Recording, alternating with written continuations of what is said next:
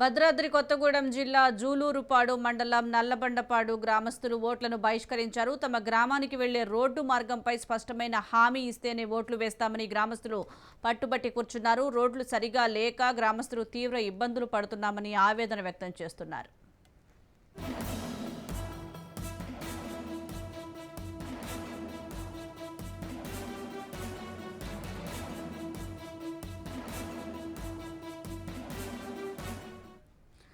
భద్రాద్రి కొత్తగూడెం జిల్లా జూలూరుపాడు మండలంలోని నల్లబండపాడు గ్రామస్తులు ఓట్లను బహిష్కరించారు.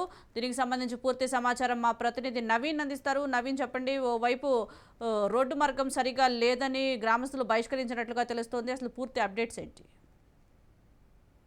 ఏదైతే భద్రాద్రి కొత్తగూడెం జిల్లాలో పోలింగ్ అయితే ఈ రోజు ఉదయం ప్రారంభమైనప్పటి నుంచి అన్ని పోలింగ్ ఏదైతే భద్రాద్రి కొత్తగూడెం జిల్లాలో ఉన్నటువంటి 1098 పోలింగ్ స్టేషన్లలో అయితే కొన్ని చోట్ల చెదురుమదురు ఘటనలు తప్ప మొత్తం అయితే ప్రశాంతంగా సాగుతున్న పరిస్థితి ఉంది. అయితే భద్రాద్రి కొత్తగూడెం జిల్లాకు సంబంధించినటువంటి కొన్ని ఏరియాలలో ఈ యొక్క పోలింగ్ ని అయితే అంటే పోలింగ్ ఈ యొక్క ఎన్నికలను బహిష్కరిస్తున్నట్లు గ్రామస్తులు తెలిపిన పరిస్థితి కూడా ఉంది. అయితే దీనికి సంబంధించి జుల్లూరుపాడు మండలం నల్లబండ గ్రామస్తులు అయితే ఆ ఒక గ్రామానికి అయితే రోడ్డు మార్గం లేదని వారందరూ కూడా బహిష్కరించిన పరిస్థితి కూడా ఉంది. వారు అంటే గత 40 ఏళ్లుగా కూడా వారందరూ కూడా అక్కడ నివాసం ఉంటున్నట్టు వారి గ్రామానికి సంబంధించి అనేక కుటుంబాలు అక్కడ ఉంటున్నా కూడా ఏ ఒక్క ప్రజాప్రతినిధి కూడా వారు పట్టించుకోవట్లేదని వారందరూ కూడా ఈ యొక్క ఎన్నికలను బహిష్కరిస్తున్నామని వాళ్ళకి ఓటేసే ప్రసక్తి లేదంటూ వీరు చెప్తున్న పరిస్థితి కూడా ఉంది. అయితే దీనికి సంబంధించి అక్కడ ఉన్నటువంటి ఎన్నికల అధికారులు కావచ్చు, అక్కడ ఉన్నటువంటి కొంతమంది అధికారులు వారి దగ్గరికి వెళ్ళి ఓటర్లందరినీ కూడా ఓట్లు వేయండి, మీ దాన్ని ఈ సమస్యను పరిష్కరిస్తామని చెప్తున్నప్పుడు బుజ్జగిస్తున్నప్పటికీ కూడా దాంట్లో ఏ ఒక్కరు కూడా మేము ఓటు వేసేది లేదంటూ కూడా భీష్మించి కూర్చున్న పరిస్థితి కూడా ఉంది.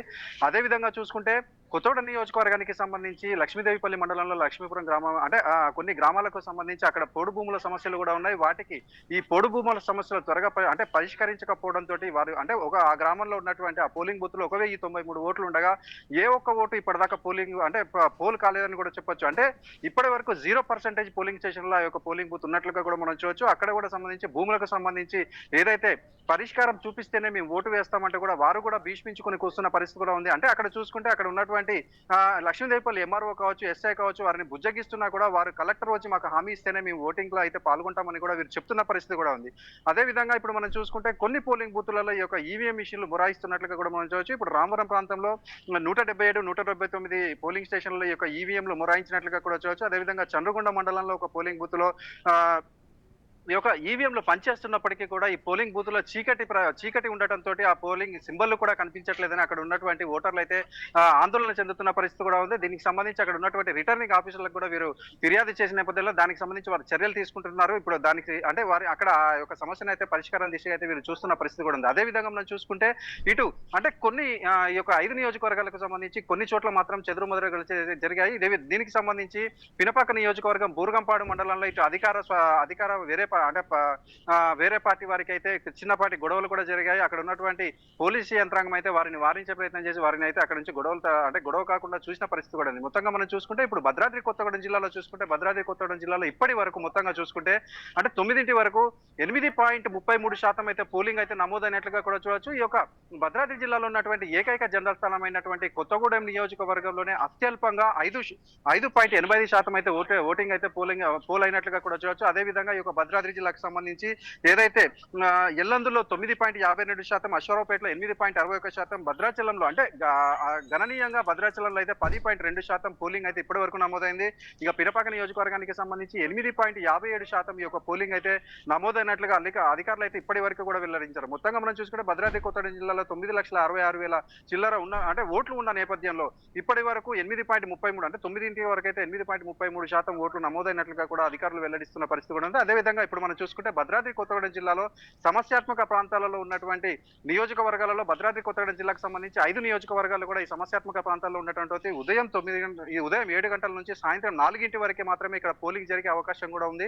అదేవిధంగా 4 తర్వాత కూడా త్వరగా ఇక్కడ నుంచి ఈవీఎం బ్యాలెట్లను అంటే తరలించేందుకు గాను 4 గంటల వరకు మాత్రమే ఈ యొక్క జిల్లాలో ఉన్న 5 నియోజకవర్గాల్లో కూడా ఈ యొక్క సమయాన్ని అయితే సమస్యాత్మక ప్రాంతాలుగా గుర్తించి ఇక్కడైతే ఆ సమయం ఇవ్వడం కూడా జరిగింది.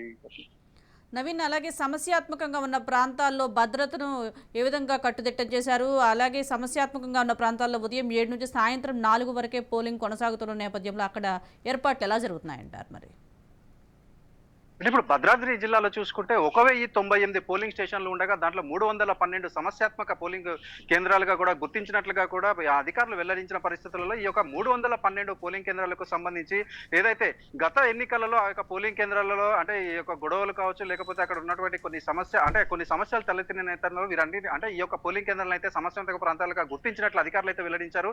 ఈ యొక్క సమస్యాత్మక ప్రాంతాలకు సంబంధించి అక్కడ పోలీస్ బలగాలను అంటే ఎక్కువగా అంటే సాధారణ పోలింగ్ స్టేషన్ల కంటే కూడా ఎక్కువ మొత్తంలో ఈ యొక్క పోలీస్ బలగాలను అక్కడ నియమించడం, అదే విధంగా ఎటువంటి ఘటనలు జరగకుండా ఎటువంటి ఘటనలు జరగకుండా కూడా వీరు చర్యలు తీసుకుంటున్నట్లు కూడా జిల్లా ఎస్పీ తెలిపిన పరిస్థితి కూడా ఉంది. అదే విధంగా కొన్ని ప్రాంతాలలో ఇప్పుడు మనం చూసుకుంటే ఇటు పినపాక నియోజకవర్గం కావచ్చు, భద్రాచలం నియోజకవర్గంలో మావోయిస్టు ప్రభావిత ప్రాంతాలు ఉండటంతో మావోయిస్టు ప్రభావిత ప్రాంతాల్లో ఉన్నటువంటి పోలింగ్ స్టేషన్లలో కూడా వీరు కట్టుదిట్టమైనటువంటి చర్యలు కూడా చేపట్టినట్లుగా కూడా మనం చూడొచ్చు. ఎందుకంటే అక్కడ గత కొన్ని రోజుల నుంచి మావోయిస్టులు ఈ యొక్క ఎన్నికలను బహిష్కరించాలని చెప్తూ ఉండటం, అదేవిధంగా గత 2 రోజుల క్రితం ఒక లారీని తగలబెట్టడం, అంటే అనేకమైనటువంటి సంఘటనలు జరిగిన నేపథ్యంలో అక్కడ ఉన్నటువంటి పోలింగ్ స్టేషన్లలో అయితే కట్టుదిట్టమైనటువంటి చర్యలు చేపట్టారు. ఏ ఒక్క ఓటరు కూడా భయపడాల్సిన అవసరం లేదని ప్రతి ఒక్కరు కూడా ఏజెన్సీ ప్రాంత ప్రజలు కూడా ప్రతి ఒక్కరు ఓటు హక్కును వినియోగించుకోవాలంటూ వీరందరికీ కూడా పోలీస్ శాఖ తరఫున చెప్పిన పరిస్థితి కూడా ఉంది.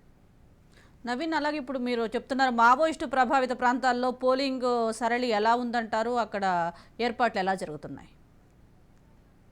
అంటే ప్రస్తుతానికి ఇప్పటి వరకు మనకు వచ్చిన దాంట్లో చూసుకుంటే ఇటు భద్రాచలం అంటే ఉన్న భద్రాద్రి జిల్లాలో ఉన్నటువంటి 5 నియోజకవర్గాలలో ఉన్నటువంటి భద్రాచలం కావచ్చు, పినపాక కావచ్చు, ఈ రెండు కూడా మావోయిస్టు ప్రభావిత ప్రాంతాల్లో ఉన్నటువంటి పోలింగ్ స్టేషన్లు ఎక్కువ ఈ 2 ప్రాంతాల్లోనే ఉండటం అయితే మనం గమనించవచ్చు. కానీ భద్రాచలంలో ఇప్పటి వరకు ఈ జిల్లాలో అత్యధికంగా 10% కంటే ఎక్కువ కూడా ఓటింగ్ అయితే నమోదైనట్లుగా కూడా మనం చూడవచ్చు. అదేవిధంగా పినపాక నియోజకవర్గానికి సంబంధించి కూడా అంటే మిగతా నియోజకవర్గాల కంటే ఎక్కువగానే ఈ యొక్క ఓటింగ్ కూడా నమోదైనట్లుగా కూడా చూడవచ్చు. అదేవిధంగా ఈ 2 అంటే ఇప్పుడు గూండాల మండలం పినపాక నియోజకవర్గానికి తీసుకుంటే పినపాక, లేకపోతే కరకగూడెము, వీటన్ని భద్రాచలం నియోజకవర్గానికి తీసుకుంటే దుమ్ముగూడెము, వీటన్నిటికి సంబంధించి ఏరియాల చర్ల, దుమ్ముగూడెం ఈ ఏరియాలన్నింటిలో కూడా ఎక్కువ పోలింగ్ శాతం అయితే నమోదవుతున్నట్లుగా కూడా చూడవచ్చు. ఏజెన్సీ ప్రాంత గ్రామాలు కావచ్చు, ఏజెన్సీ ప్రాంతాల నుంచి ఆదివాసీలు అయితే ఎక్కువ శాతం అంటే ఈ యొక్క ఓటింగ్ లో పాల్గొంటున్నట్లుగా కూడా మనం గమనించవచ్చు. అయితే దీనికి సంబంధించి పోలీస్ శాఖ అధికారులు కావచ్చు, లేకపోతే ఎన్నికల అధికారులు అనేక సార్లు వీరికి కౌన్సిలింగ్ నిర్వహించడం, ఓటు హక్కును వినియోగించాలని చెబుతుండటం, అదేవిధంగా ఎవరు కూడా భయపడకూడదని అంటే ఓటు హక్కును వినియోగించుకుంటే వాళ్ళకి కావాల్సినటువంటి ఏదైనా సాధించుకోగలం వీరికైతే కౌన్సిలింగ్ నిర్వహించిన నేపథ్యంలో అనేక మంది కూడా ఈ యొక్క అంటే భయాందోళన చెందకుండా ఈ యొక్క ఓటు హక్కును వినియోగించుకుంటున్న పరిస్థితి కూడా ఉంది. అంటే ముఖ్యంగా మనం చూసుకుంటే ఈ మావోయిస్టు ప్రభావిత ప్రాంతాల్లో ఈ యొక్క మావోయిస్టులు ఎన్నికలను బహిష్కరించాలని చెప్పిన నేపథ్యంలో ఆ ప్రభావం అయితే ఎక్కడా కూడా కనిపించట్లేదని చెప్పొచ్చు. Right, thank you Naveen.